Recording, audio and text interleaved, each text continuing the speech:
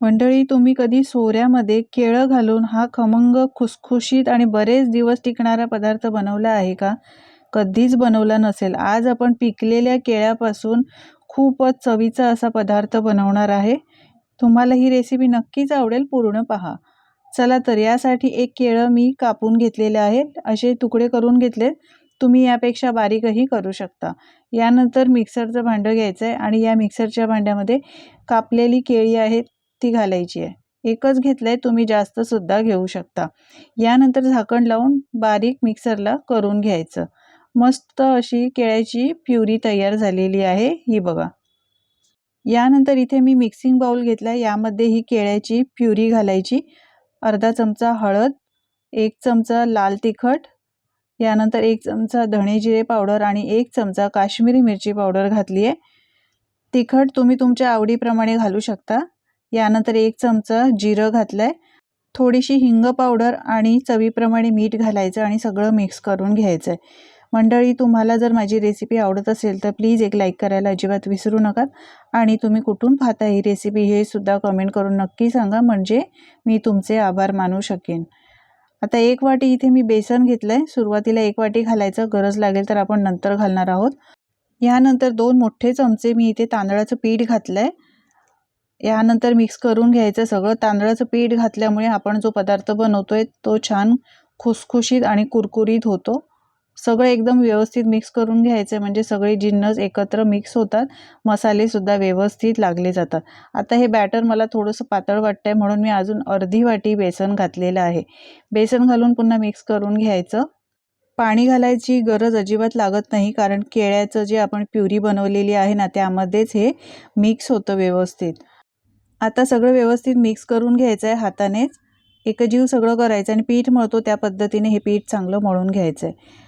सगळं व्यवस्थित मी मळून घेतलेलं आहे. थोडंसं तेल घालायचं आहे आणि पुन्हा एकदा व्यवस्थित मिक्स करून मळून घ्यायचं आहे चांगलं. हे बघा, या पद्धतीने छान मळून घेतलं आहे. आता याचे 2 भाग करायचे. तर तुम्ही जास्त पीठ मळलं असेल तर 3 ते 4 भाग करू शकता.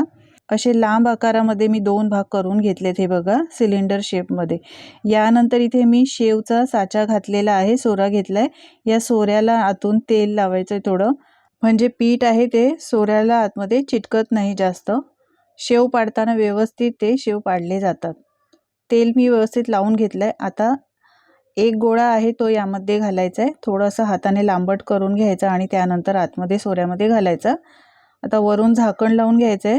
त्याला लावताना सुद्धा वरून थोडंसं तेल लावायचं आणि सोरा बंद करून घ्यायचा. या पद्धतीने हे बघा. मंडळी, तुम्ही कधी हा पदार्थ बनवला नसेल तर नक्की बनवून बघा. सोऱ्यामध्ये पीठ घालून तयार झालं. इथे मी गॅसवर कढई गरम करायला ठेवली आहे. त्यामध्ये तेलसुद्धा चांगलं गरम करून घेतलं आहे. यानंतर या पद्धतीने शेव बनवून घ्यायचे. सुरुवातीला कडकडीत तेल तापवून घ्यायचं आणि त्यानंतर हे शेव अशा पद्धतीने बनवून घ्यायचे. एका बाजूने चांगला सोनेरी रंग आल्यावर याला पलटून घ्यायचं आहे आणि दुसऱ्या बाजूने सुद्धा तळून घ्यायचे. तुम्हाला वाटेल की आपण यामध्ये केळं घातलंय तर हे नरम पडतील, तर तुम्ही पुढे बघालच हे अजिबात नरम पडत नाहीत. मस्त कुरकुरीत असे हे शेव तयार होतात.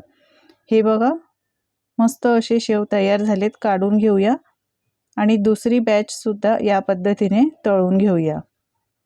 तेल जर थंड झालं असेल तर परत एकदा गरम करायचं आणि या पद्धतीने शेव बनवून घ्यायचे.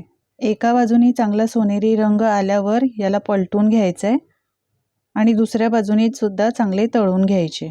आता याला पलटून घेऊया आणि दुसऱ्या बाजूने सुद्धा छान तळून घेऊया. उलटून पालटून दोन्ही बाजूने चांगले हे कुरकुरीत होईपर्यंत शेव तळून घ्यायचे.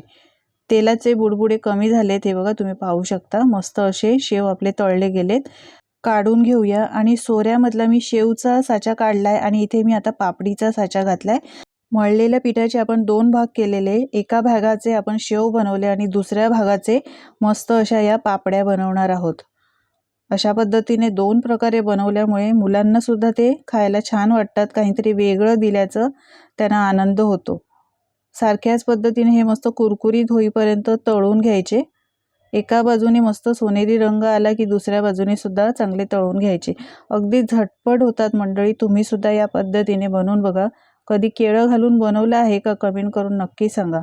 मस्त असं सोनेरी रंग आलाय, काढून घेऊया आणि याची दुसरी बॅच सुद्धा तळून घेऊया। हे बघा, आता दुसरी बॅच सुद्धा तळून घ्यायची आहे सारख्याच पद्धतीने। अगदी झटपट बनतात हे बघा। मधल्या वेळेत खाण्यासाठी तुम्ही मुलांना बनवू शकता। एका बाजूने मस्त रंग यायला लागलाय, पलटून घेऊया। मुलांना बाहेरून आणून देण्यापेक्षा अगदी 10 मिनिटात तुम्ही झटपट असे हे बनवू शकतात। आहे की नाही सोपी पद्धत? चला तर आता हे पण काढून घेऊया। यानंतर याच तेलामध्ये अर्धी वाटी इथे मी शेंगदाणे घेतलेले आहेत।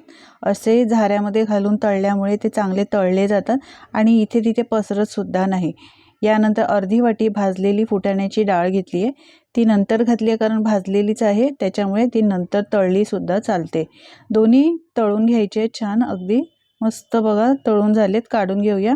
आता याच झाऱ्यामध्ये मूठभर कढीपत्ता घेतलेला आहे। कढीपत्ता सुद्धा चांगला कुरकुरीत होईपर्यंत तळून घ्यायचा।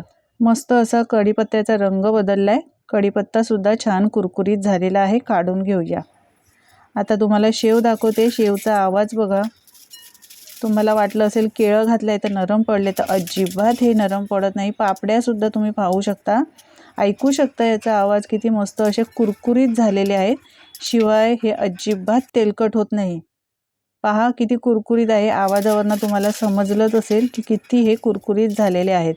हे बघा, अजिबात तेलकट होत नाही, अजिबात हाताला तेल लागलेलं नाही। तर सगळे असे बारीक करून घेतलेत कारण आपण चिवडा बनवतोय। सगळं बारीक केल्यानंतर हे बघा काय मस्त कुरकुरीत असा आवाज येतोय। थोडेसे बारीक करून घ्यायचे लहान लहान। बाहेरून महागडा चिवडा आणण्यापेक्षा घरच्या घरी अगदी 10 मिनिटात तुम्ही असा हा झटपट केळ्यापासून चिवडा बनवू शकता। यानंतर इथे मी मुरमुरे घालते, तर अर्ध्या वाटीपेक्षा थोडेसे जास्तच आहे मुरमुरे घातलेत।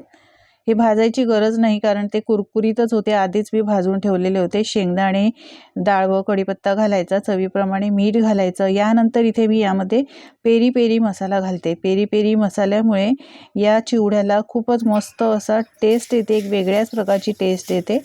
तुमच्याकडे नसेल तर तुम्ही हळद, लाल तिखट घालू शकता। इथे सगळं मिक्स करून घ्यायचं आहे, पण पेरी पेरी मसाला घालून तुम्ही हा चिवडा एकदा बनवून बघा, खायला खूपच अप्रतिम लागतो। याची चव आहे ना खूपच वेगळी लागते। चटपटीत असा हा चिवडा तयार होतो। मस्त असा हा आपला चिवडा तयार झालेला आहे।